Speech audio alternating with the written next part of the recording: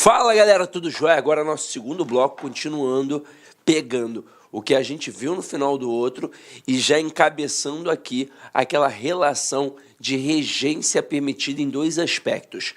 Nós vimos, ao terminar o outro bloco, isso aqui, ó, nomes que admitiam regências diferentes. Então, a palavra aversão, ela admite tanto a preposição a quanto a preposição por. Quando a gente jogou aqui para a nossa principal listinha, nós vimos também que junto pode ser junto a, junto de, próprio, próprio de, próprio para, próximo, próximo a, próximo de. Só que isso também acontece com verbos. E tem dois verbos interessantíssimos, o verbo atender e o verbo precisar. O verbo atender, ele pode ser tanto transitivo direto, ou seja, pede um complemento sem preposição, ou transitivo indireto regido pela preposição a. Detalhe, no mesmo sentido, que é o atendimento de fato. Então aqui eu posso dizer atendi o telefonema ou atendi ao telefonema. Aí nessa perspectiva, se eu tirar telefonema, que é o telefonema, e colocar a chamada, eu posso ter atendi a chamada sem crase e atendi a chamada com crase. Neste momento, a gente teria um caso especial de crase facultativa, pois quando a gente estuda a crase, nós sabemos que ali existem três casos de crase facultativa, que são três casos gramaticais: nome próprio feminino, preposição até e pronome possessivo feminino. Agora, é possível ter crase facultativa através da regência? É, e o verbo atender é a prova disso. Só que aqui, ó, tanto atendi o telefonema quanto atendi ao telefonema, atendi a chamada sem crase, atendi a chamada com crase, significam a mesma coisa. Então, a troca de uma estrutura por outra não atribuiria prejuízo gramatical e também não atribuiria uma mudança semântica. Agora, quando eu coloco precisei o relógio e precisei do relógio, prejuízo gramatical não tem, porque as duas estão certas de acordo com o padrão culto da língua.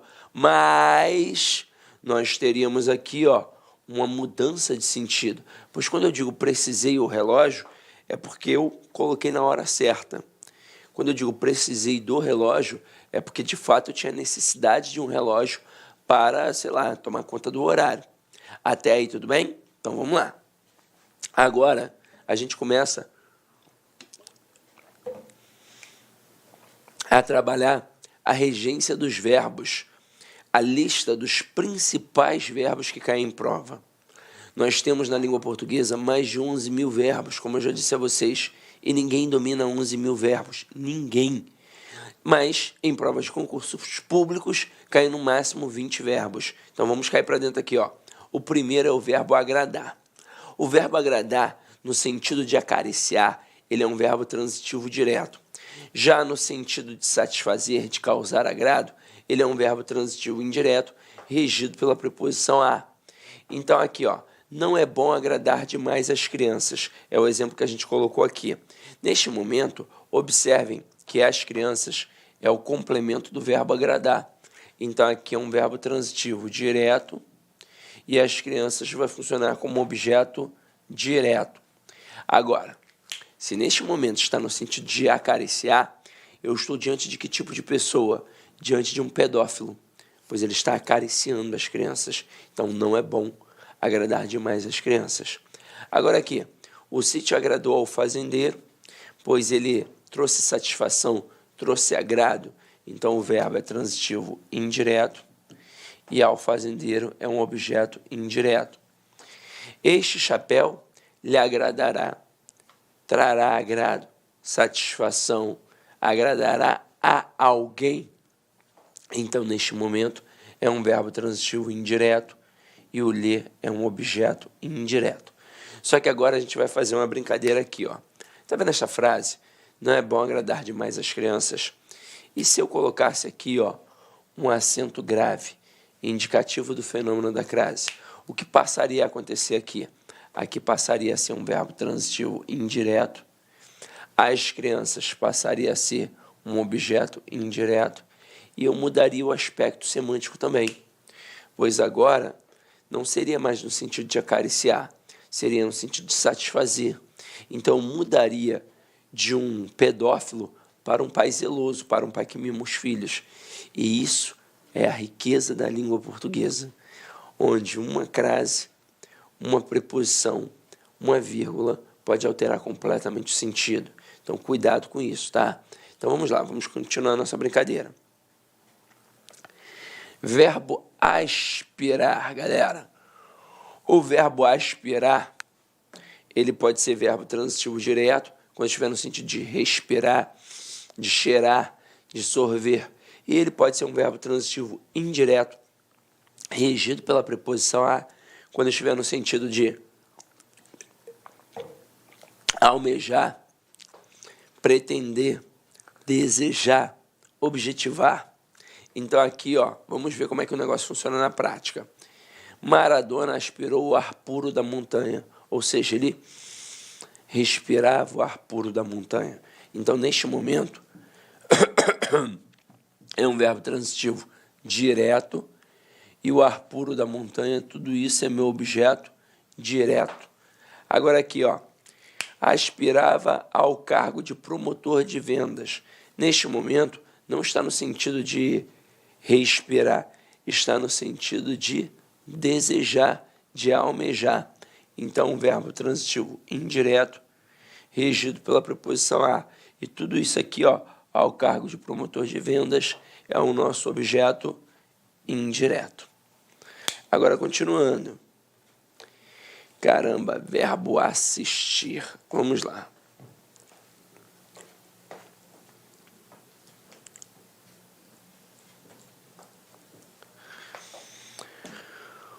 O verbo assistir, no sentido de dar assistência, ajudar, ele é um verbo transitivo direto ou um verbo transitivo indireto. Mas peraí, Sidney, como assim? Vamos lá. Ele, para a gramática tradicional, é um verbo transitivo direto. Então, na maioria das vezes, ele vai vir assim, ó, o médico assistia os lutadores machucados. Mas para o Celso Pedro Luft, que é adotado, por exemplo, pela FCC, ele, além de ser um verbo transitivo direto, ele pode ser um verbo transitivo indireto regido pela preposição a. E eu poderia dizer, o médico assistia aos lutadores machucados. Aí você pode contestar e falar assim, mas espera aí, Sidney, na hora em que coloca a preposição a, em que eu digo o médico assistia aos lutadores machucados, não poderia ser no sentido de ver, de presenciar? Não. É um fato culto da língua que nessa relação entre médico e o paciente, no caso, quem está sendo auxiliado, eu só posso ter no sentido de ajudar, não no sentido de ver. Mas, professor, e se eu não quiser dizer que ele está ajudando, que ele está dando assistência, se eu quiser dizer que ele está vendo mesmo, que ele está presenciando, aí você não vai mais empregar o verbo assistir, você vai empregar o verbo ver, presenciar, e não o verbo assistir. Aí, continuando aqui, esse aqui é bom você ficar ligado.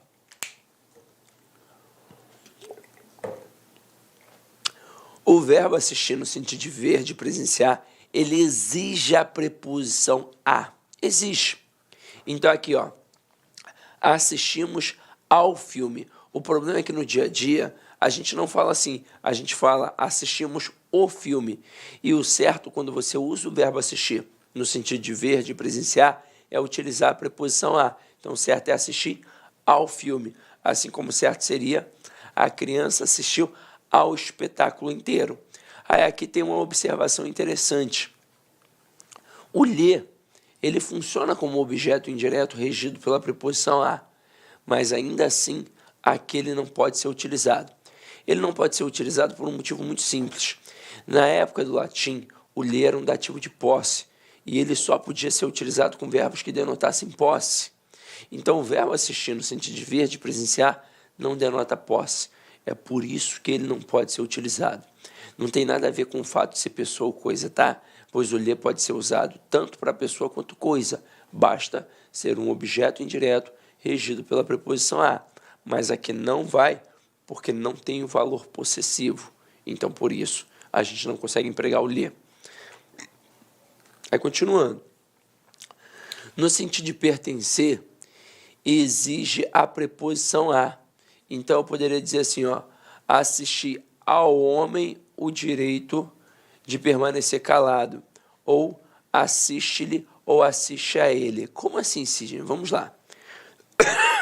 Perdão. O verbo assistir, ele, no sentido de pertencer, ele é um verbo transitivo indireto, regido pela preposição a, como vimos aqui, ó, assiste ao homem o direito de permanecer calado. Só que agora, o verbo assistir, neste aspecto, ele admite o uso do pronome lhe. E por quê? Porque tem um valor de posse, é um direito dele, é um pertencimento dele, cabe, é dele. Então, pronto, por isso pode. Agora, o verbo assistir, no sentido de morar, de residir, ele é um verbo transitivo indireto. Perdão, ele é um verbo intransitivo. Caralho. É aqui, o verbo assistir, no sentido de morar, ele é um verbo intransitivo. Só que é o seguinte, ele funciona como se fosse o verbo morar, de fato, um verbo intransitivo que tem uma preposição. Só que aquela preposição, ao indicar uma localidade, funciona como um adjunto adverbial de lugar. Então, olha só o exemplo. Pedro assiste em São Paulo. O problema é que no dia a dia ninguém fala assim. Então, na hora que você observar isso numa questão, você pode achar que está errado, quando na verdade está certo. Agora, no dia a dia, eu tiraria o verbo assistir e, de fato, colocaria o verbo morar. Eu diria, Pedro mora em São Paulo. Então, por isso o cara faz assim, para tentar te ludibriar. Mas, e se ele perguntasse a classificação do verbo assistir? Tendo em vista que você talvez não utilize sempre esse verbo no dia a dia. Ora, basta olhar para o complemento e perceber que em São Paulo é uma circunstância de localidade. Logo, vai ser um adjunto adverbial de lugar e o verbo vai ser o quê? Ó? Intransitivo. Aí, continuando.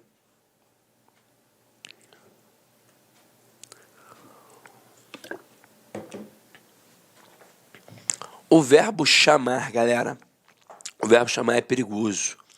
Ele pode ser um verbo transitivo direto, quando estiver no sentido de convocar, ou ele pode ser o famoso verbo transobjetivo, quando estiver no sentido de apelidar, denominar, cognominar. E aí a gente vai ter que olhar com um pouquinho mais de calma. Mas vamos lá. Primeiro, no sentido de convocar, eu coloco a direção chamou os professores. Então aqui o verbo é transitivo direto e os professores é um objeto direto. Agora, quando eu coloco no sentido de apelidar, ele pode ser verbo transitivo direto ou verbo transitivo indireto.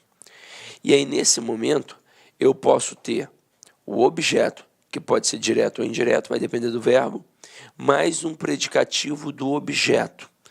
E aí ainda tem a possibilidade de ter uma preposição de facultativa. Vamos ver como é que isso funciona na prática. Aqui, ó. O verbo transobjetivo tem isso, ó. Tem o verbo transitivo direto ou transitivo indireto, mais uma preposição que é facultativa, por isso estou colocando assim entre parênteses, mais um predicativo do objeto. Então, olha lá, chamei-o de tolo. Essa frase poderia ser perigosa por quê? Porque o avaliador poderia pedir a classificação do verbo chamar. E aí muito candidato nesse momento ia pensar assim, quem chama alguém de alguma coisa. Então, o verbo transitivo direto e indireto. O objeto direto e o de tolo, objeto indireto. Mas não é assim que funciona. Lembra que a gente viu na aula de transitividade as possibilidades de complementos? E a gente viu que poderia ser um objeto, poderia ser uma circunstância e poderia ser uma característica. Tolo aqui no caso é um objeto, é uma circunstância ou é uma característica? É uma característica. Então, logo é predicativo. Então, quando eu coloco chamei-o de tolo, o verbo chamar aqui é verbo transitivo direto, o é um objeto direto e o de tolo é um predicativo do objeto direto. E quando eu coloco chamei-o tolo, aqui o verbo é transitivo direto, o é objeto direto e o tolo, predicativo do objeto direto. Existe alguma diferença da primeira frase para a segunda frase? Não, nenhuma. Ué, mas e aquela preposição ali? Ela é facultativa, ou seja, a tua presença ou retirada não vai fazer a menor diferença. Depois, chamei-lhe de tolo. Essa frase seria complicada porque o aluno poderia pensar que tem ali dois objetos indiretos, já que o lhe atrelado ao verbo sempre funciona como objeto indireto. Aí o que não poderia ter teoricamente no outro termo? Preposição, pois eu não posso ter dois objetos indiretos, assim como eu também não posso ter dois objetos diretos. Se o verbo é transitivo direto e indireto, tem que ter tanto o objeto direto quanto o objeto indireto. Só que aqui não é um verbo transitivo direto e indireto. Aqui é apenas um verbo transitivo indireto. Então aqui, ó, o verbo é VTI, o lhe é OI e o de tolo é um predicativo do objeto indireto. Agora aqui, ó, chamei-lhe tolo. Mais uma vez, o verbo é transitivo indireto, o lhe é um objeto indireto e tolo, um predicativo do objeto indireto. Detalhe, de vez em quando, algumas bancas destacam esse predicativo do objeto e dizem que ele é complemento verbal do verbo chamar, por exemplo, ou do verbo denominar, ou do verbo cognominar. E isso é viável? Não, pois para ser um complemento verbal, obrigatoriamente na questão, você tem que estar diante de um objeto, seja ele direto ou indireto. Agora vamos lá, vamos continuar aqui a nossa brincadeira. Galera, ó, verbo chegar e ir. Para a gramática tradicional, eles são verbos intransitivos, só que eles são regidos pela preposição a. Na prova, até hoje, o cara não se dá o trabalho de perguntar se esse verbo é intransitivo de fato, se ele é transitivo indireto, como, por exemplo, seria para o Celso Pedro Luft, no livro de regência dele. Os verbos chegar e ir são verbos transitivos indiretos que pedem a preposição a e não a preposição em. Agora, na gramática tradicional, é um verbo intransitivo que trabalha com adjunto adverbial de lugar, porém é regido pela preposição a. O que vai acontecer na prova? Ele não se preocupa com a classificação. Ele quer saber se você domina qual é a regência que vai entrar ali ou não.